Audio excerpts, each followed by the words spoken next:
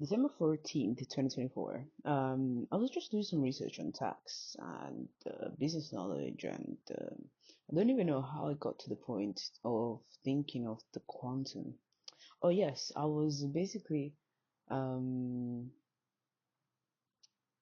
I was looking at all the things that go into what I'm doing, and for example, of like having a holding the company that then owns the different type of um, trading companies that will be trading on the SHS Humans First, which will be TNH, to the main the Nomad Habitat Ltd. Then there's going to be the Nomad Habitat Private Equity Ltd, a Holistic Private Equity Ltd.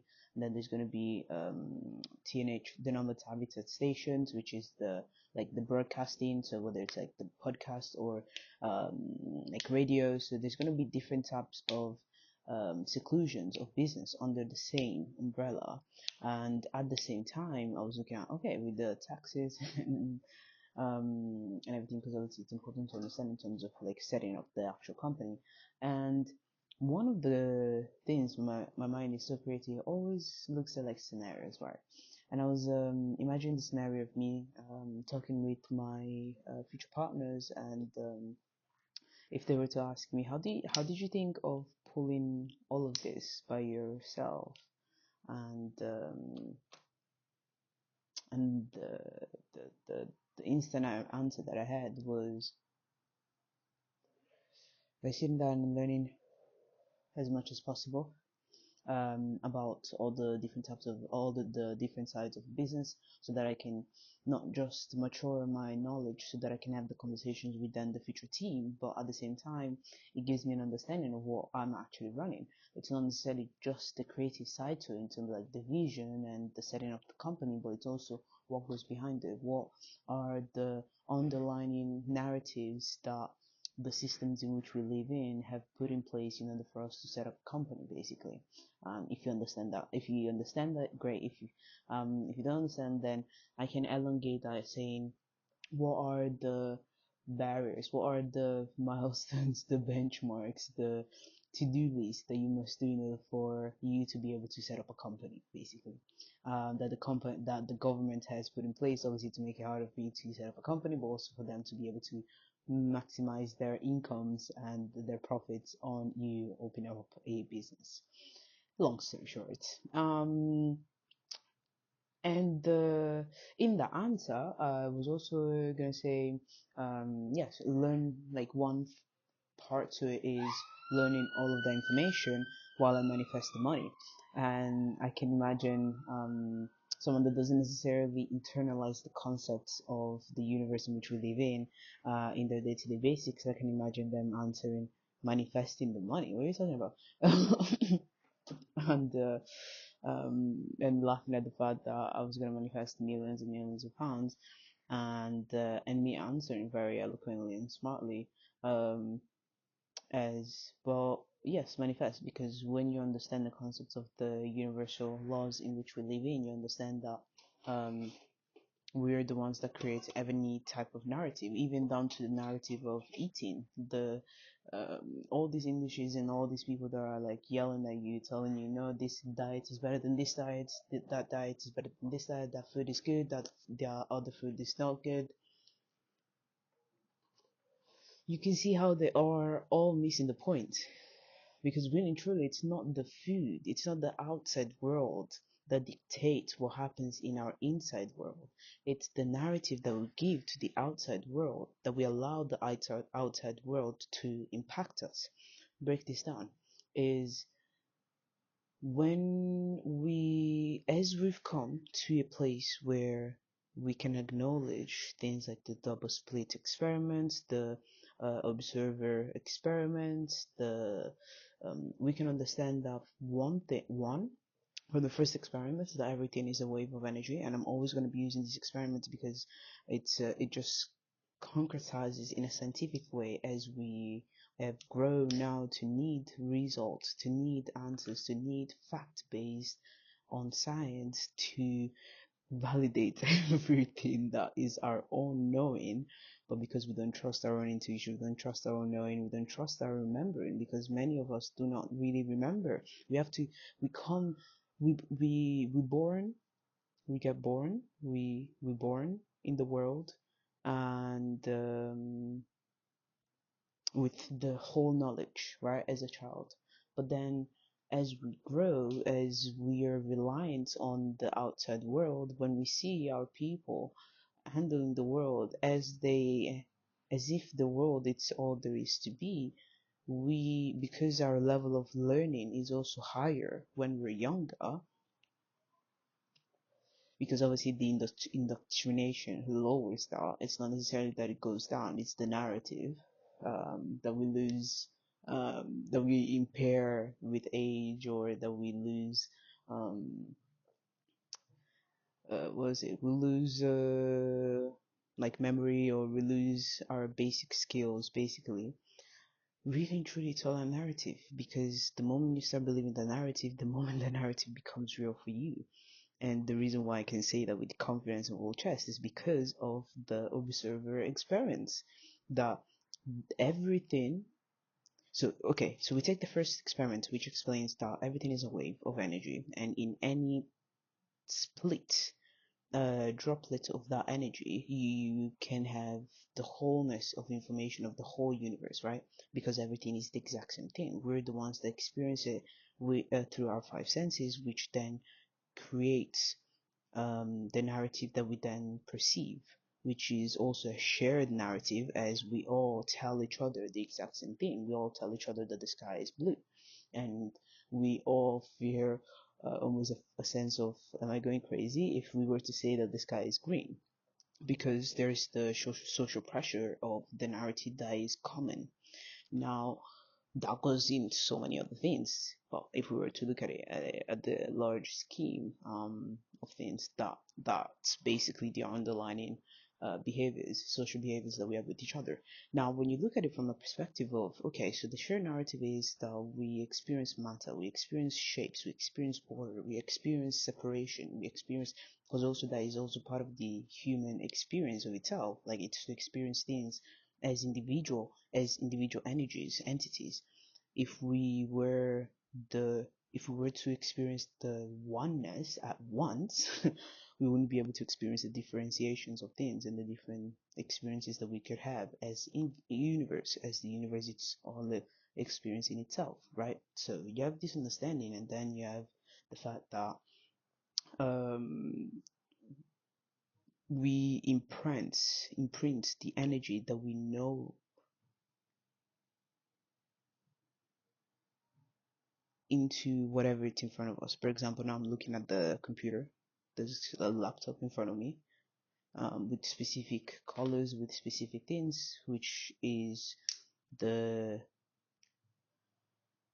tags. Like, each and every single color is the entity that I've been described. For example, the color red to be, and it's ingrained into my brain, so it automatically pinpoints that type of energy as that color. Now, because my brain is in practice to be able to manifest everything that it wants, I cannot necessarily change the screen within seconds. I would have to, God knows how many hours here of focus on manifesting just that in order to train my brain to do it. And I've manifested through that same process in different things, but it was also the fact that there was moving components. So it was already easier to manifest the reality in which the next moving component was to fall into that specific possibility that I was focusing on. And for people that understand it, obviously, it's easy to comprehend what I'm talking about. For others, they'll probably be like, "What the fuck is she talking about?" And I understand the sentiments. Now, that energy itself is the energy of not understanding something that gets um, projected out as, this is madness, this is crazy. So it's not necessarily, it has nothing to do with what I'm actually saying. It has more to do with the person that's receiving it, that's not understanding it. It's not necessarily something that's part of their common. It then gets received as, this is nonsense. Because what For someone that's not necessarily open to learning, they're not on the practice of learning or in the practice of opening their own views, um, have that unfortunate, I guess, repercussions to when they perceive the outside world, they perceive it through their own lenses, but their own lenses are limited, so you cannot really perceive the outside world for the fullness that it is. You can only perceive it to the level of limitations that you have within yourself. So every time that you're in an argument or you're speaking with someone and they're not understanding you, they're not listening to what you're saying, they're almost changing the understanding of what you were trying to say, or they're changing your intentions. Do not lose your calm, do not lose your focus on your own intention. Like pin it down, because it can, especially if you're in close relationships with people that are limited, that will always try and put their own perspective into you so that they can validate their own limited perspective. It's really important that you pin down your own, because they all do that naturally. It's an instinct. It's an instinctive self-preservative self-preservation mode in which we go in to self-preserve the stress of not understanding, the stress of differentiality, because we're all again conditioned to be following one narrative. We're all conditioned to be doing one thing. So the brain is like, wait, I don't have the same perspective on this, but I know that I should. What's happening within me? Confusion, blackouts. Okay, just negate whatever it's coming out and just imprint your own, because this is the only way that we can then go back to safety.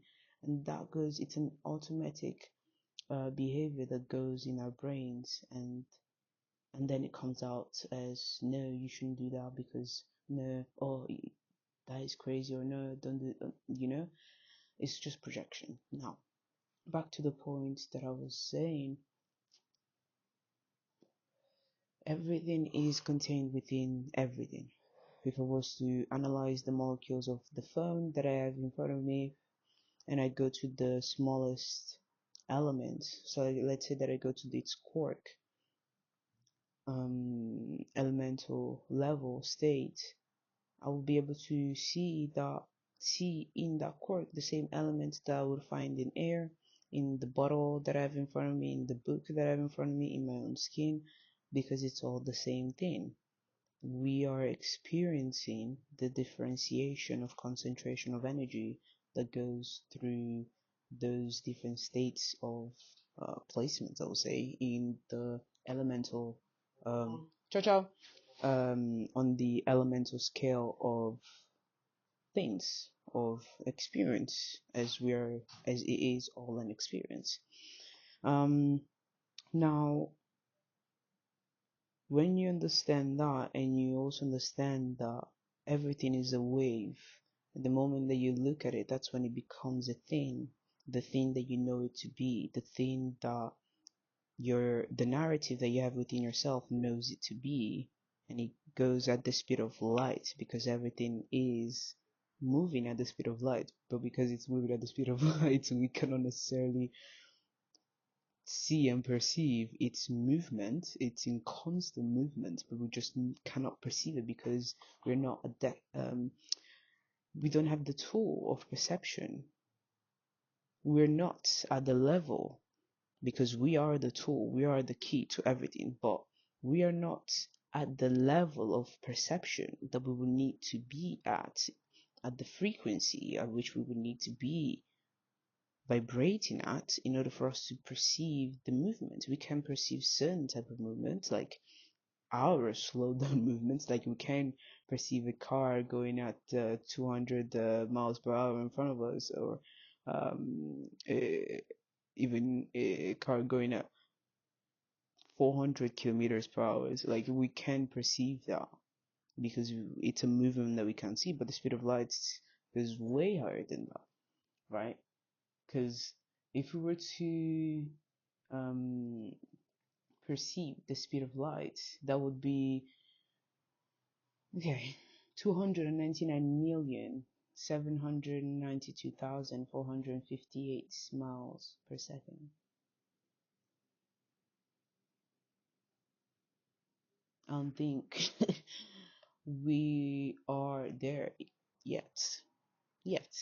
And that's because it's part of our potential, it's part of our growth, it's part of our destined arrival. It's just we're not there yet. We're so far there yet, especially because we don't allow ourselves. We're fighting each other, we're fighting our own development, our own expansion,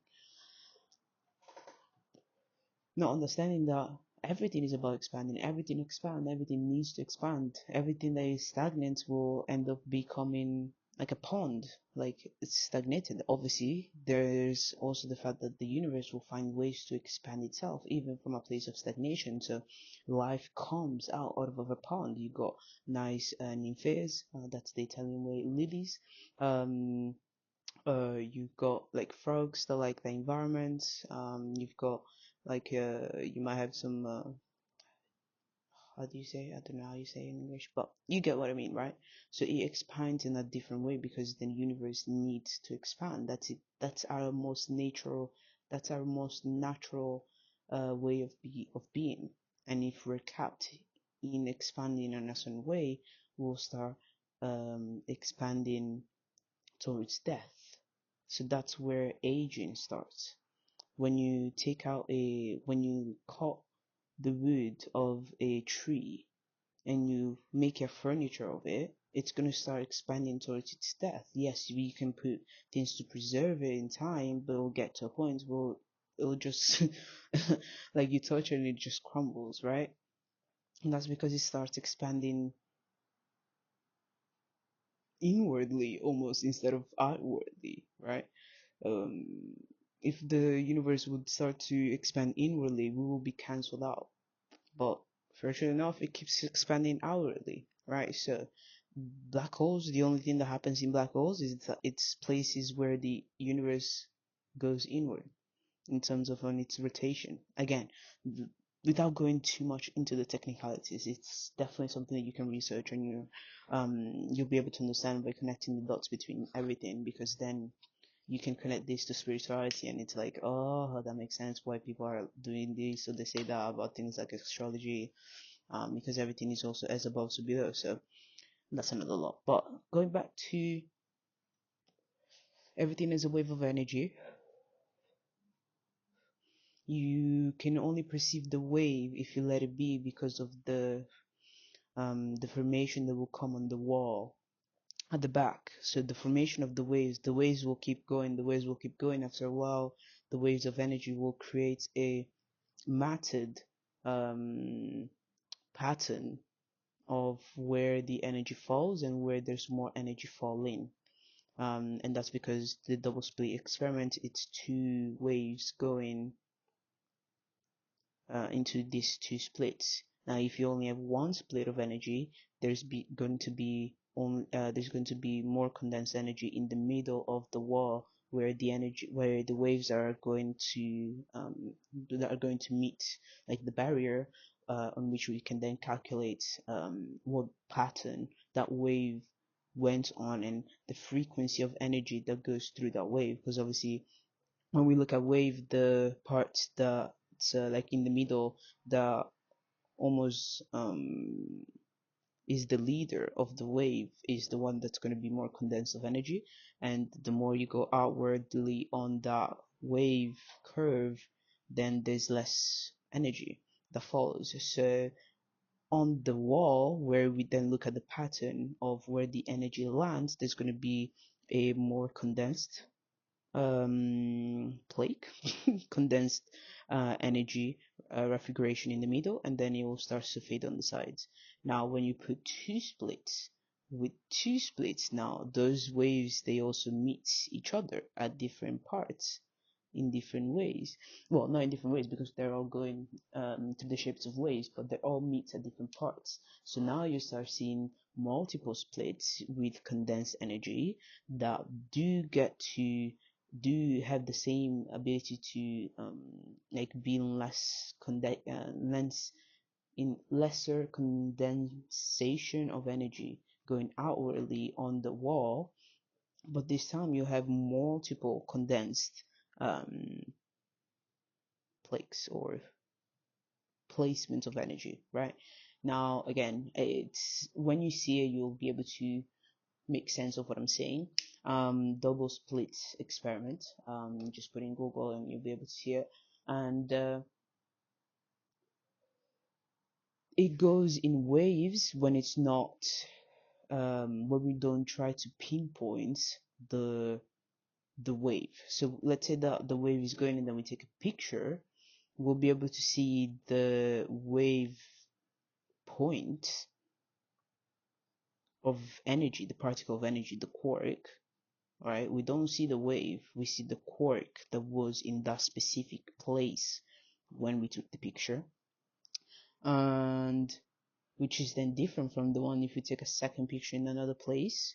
Sorry, it's the same quark if we take in another place at the same time, but at the same time it's going to be in a different position. And at the same time, sorry, if we take one picture at a time, it's going to be different because the energy positioning is different. And especially if you take it at a different place as well, that's not coordinated with the same energy charge that it has at that point. Um, and that's to say that we cannot see the waves of things. We can only perceive its positioning because of the tools that we have, the lenses, the eyes that we have, or the touch. We can only perceive its placement. Now, then there's also electromagnetic repulsion, which then gives us the ability to see differentiation. So each person has their own body because there's electromagnetic repulsion between the body and the air around us, which really truly is the all the same energy. But again, because of the electromagnetic repulsion of light that bounces off the energy that the body is, we get to conceive the body that we see and engage with. Now, when you have that knowledge, with the fact that we're the ones that are manifesting everything, with the fact that there's also law of attraction, that we can also change and move between realities, because every choice that we make creates a reality in which that choice was like overlaps all the realities in which that choice was made was made at that point in time, in space. So that gives an ample amount of possibilities. So whichever possibility you then fall in is the possibility that you've attracted.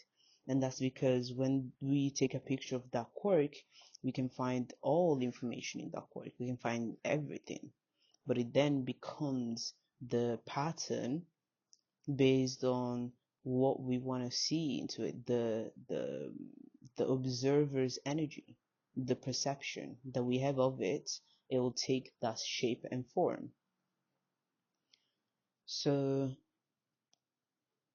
when we're in conversations, when we're trying to manifest something, and we understand this level of energy, how everything is energy, and how energy cannot be contained, energy can only be transmuted, you understand that you can transmute a account of 0 to 1 million pounds. Now, how you do it, that that's up to you, because there's so many people that have created things from nowhere, and that's because they frequent at the level of that idea first, because everything is also a thought first. And as they as they vibrated at the frequency of that idea, they were able to pull in that idea from the ether into their own mind, which is not local. We comprehend and perceive it locally because it's then translated within the brain, and the brain translates into the body. So the body is really the vessel. The brain is the how would you call it? The transmitter. The mind is the ethereal potential frequency, which is also what we would call the collective consciousness. And there's in between the collective consciousness and our brain, there's individual consciousness, which is almost like those things that in Italian we call it imbuto, that you use to funnel through water into like a bottle, right? You have the at the top That's okay. So if you were to flip up a pyramid, you have at the top the collective consciousness, and then it funnels through at the middle part of the pyramid. It funnels through to the individual mind, which is the individual consciousness, which is the experience of individual consciousness. Because the collective consciousness is source, it's God, it's all, you know. In that little phase of individual consciousness, that's where our thoughts reign, right? And then we pull into the brain where we then perceive as sound, that voice in our head. um but the only reason why we hear in our head is because we perceive the world through our brain.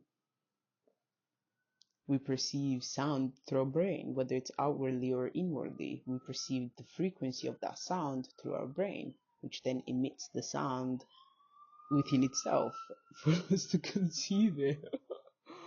Crazy. Oh my god. We're the masterpiece of the universe. Um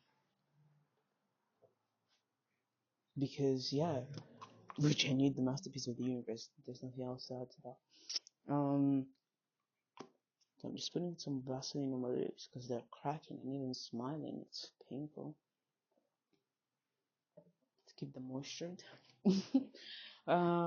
So when we go back to the point of me being able to manifest millions, I know that I can. I'm just practicing the muscle of manifestation because I was born and raised in a society who completely eradicated and made us believe that it's delusional to think that magic is real. It's delusional to do anything that doesn't follow the go to school, work, house, marry pattern, die pattern. They teach us that we die, um, and it's inevitable, when really and truly it's not. It's the die of a state. We die every single day because our cells die from the day before, die every seven, like our cells, for example, die every 7 years. So every 7 years, we are literally we're experiencing the world in a different body. In a different body from the body that we had 7 years before. It might look the same, but it's completely regenerated. You don't even notice because everything happens at the speed of light. There's cells dying right now within you. You cannot perceive it. There's cells dying right now within you. You cannot see it, but they're dying. That doesn't mean that you're dying. It means that they're dying so that they can make space for a new birth, a new rebirth.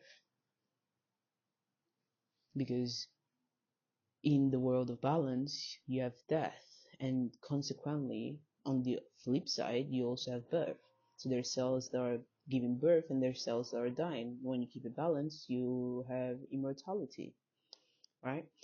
And that's at the level of the body. Now, at the level of manifestation, at the level of manifesting your reality, your perceived reality, your choice of reality, you just have to focus on the reality that you want to have and enact that reality. Get as close as to what that reality looks like. In also multiple planes, in the planes of physical. So if you can look like the version of you that is living there, if you already look like the version of you that you want to be presenting there, great. It makes it even easier. If you already love yourself completely as the way as you are right now, and there's nothing that you would change for you to be in those places, because you understand that your value comes from within, not from how you look. But at the same time, you value and you rate the way that you look now. Like, for example, right now, I'm at my best of physicality that I've ever been. I used to be obese, I used to be overweight then after that. And the reason why I got to that stage is because I was eating my feelings. I wasn't really necessarily dealing with my emotions, I was just eating my emotions out. Because it was my own way of munching, was my own way of burning the energy that I would have used to sit down to think and actually decompress, or relieve the relieve the need for that energy to be burnt, right? Because everything is energy. If you don't burn it in a way, it's gonna get burnt somehow. If you don't burn it moving, you're burning it mentally, emotionally, spiritually. So you've got to take into account all those different planes for everything that you choose to do and be, because those planes matter so much. And this is one of those things that I'm going to be teaching and training and getting people to really understand, because it's already been. As I was saying, that was my alarm for gratitude. I'm grateful for the fact that I lean into my own intuition of speaking and recording this message, because as I went through it, I could see that there's so much to it, and it just became its own entity, and now it's gonna be a way for us to also understand, even before we start to trade as the Nomad habitat, what type of culture and what type of knowledge is going to be shared within the walls, and what type of future we're attracting to ourselves, because holistic ways is going to be the future. The ways in which we are all moving and the things that we're learning, the things that we're choosing, they're all going to be the new way. We are going into a new phase of life, of our existence. Even the Astros, they've just moved into the age of Aquarius. Like we've moved into a new world order. We're moving into a new era, and we get to define which era we move in the now. As always, the future is only the manifestation of our present. So whatever energy you have right now, whatever thoughts you're having right now, whatever actions you're taking or not taking, because not taking, not move in, not doing anything is also an ing, which is an action. Everything is an action. Everything is energy. It doesn't matter whether you're still, stillness is still an action. It's still an energy that burns, because you might be still physically, but your mind is not still. And if you're still mentally, your spirit is definitely not still, because your spirit will always be moving, because it's everything. And the ways in which we then manifest things for our own realities really and truly just comes from our level of practice of first thing and listening to our intuition, because our intuition is our wealth manager, it's our wealth developer, it's our wealth multiplier, it's our wealth compound interest. Like our intuition is what makes people become billionaires.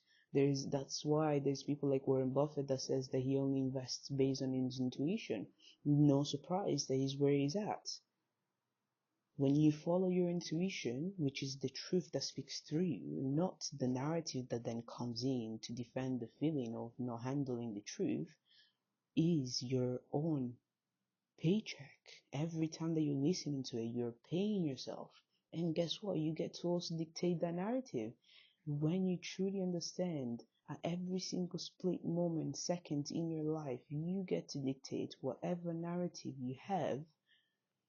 The practice of dictating the narrative that you have becomes so much easier that it becomes second nature to you. And then you'll start enacting the new life that you want to have. And the universe will match up, will match the energy, because likes. Likes. To the energy, the pull, you become like magnetic to a reality, and the reality in which you live in will fall behind, because another um another reality will become more attractive to you and attracted to you, because that will be the frequency at which you're vibrating. It's the emission of energy that you're putting into the ether, for the ether's radio to capture and then push back the information back to you. It's fantastic, the universe in which we live in. And we will not be feeling any types of pain or fears, or not that we don't need it, because we definitely need it. If there's sense of danger, obviously we need things like fear. If not, you don't have the fire under your arse to actually move. So we do need those things. It's the way in which we handle it, and the ways in which we then encompass it within our life. It becomes a tool. It doesn't become something that overpowers us. So fear doesn't necessarily have to dictate the ways in which we then choose how to live life. It becomes a tool that we need and we pull on, or we see as a trigger of something else, because really and truly fear is just it triggers us that there's something that's not aligned with our own ness, right? So all of this to say that the ways in which we would have answered that, it would have gone into a whole conversations that would have just be like, yeah, fair. Fair enough. Because yes, once you understand the whole basis of our universe, you can understand what you can create, what you can do with it. You give yourself the power to really and truly create your narrative. And I'm going through that process. And I know for a fact that it's happening because I can see it happening in small ways, but it's also becoming way stronger. It's becoming larger. It's becoming more effective. It's becoming more impacting. It's becoming more tangible every single time that I trust it and I follow my intuition. And I also follow the narrative that I'm writing for myself. I can't say that I want to be confident, and then have a sense of fear withdrawing, I must lean into the person that I want to be, which is confident. When they say fake it until you make it is an actual fact. Fake it until you make it, and you'll make it. But when you also put on the underlining that everything exists at all times, then it's not about faking it because you understand that everything is there. You just have to pull it towards you. The only thing that you're faking is faking that you're living the reality in which you're living in, but you're really and truly just enacting the reality that you're going to be living in your now, because you understand that enacting that allows your now to then catch up as you move towards it, because it is already present in a time and space, position, location. You're just moving towards it in terms of space, which then we call that movement in space time. Time is really just movement in space. So, all of that to say, you are confident, you are beautiful, you are strong, you are intellectual, you are creative, you are everything that you want to be. Just draw it out of yourself. Draw it out of yourself. Put yourself in the darkest room and imagine the self that you want to be in the room. Project it out. Project the new reality that you want to have, because that's how you then be able to attract it towards you. Again, black is really the antimatter. It's the black hole to the universe, to the birth of the universe. So when you put yourself in the black hole doesn't just suck in, it then spits out. When you put yourself in a black hole, when you put yourself in a black state, in a black room, no surprise, some say that um, the original man was black, because I can imagine how that will then create light, because the universe, before there was light, there was darkness. The only way that we know light is because we know darkness. So the switch is off before you turn it on. And damn. So it's important for us to understand everything that is, so that we can then have a better experience of everything that we are and we want to be.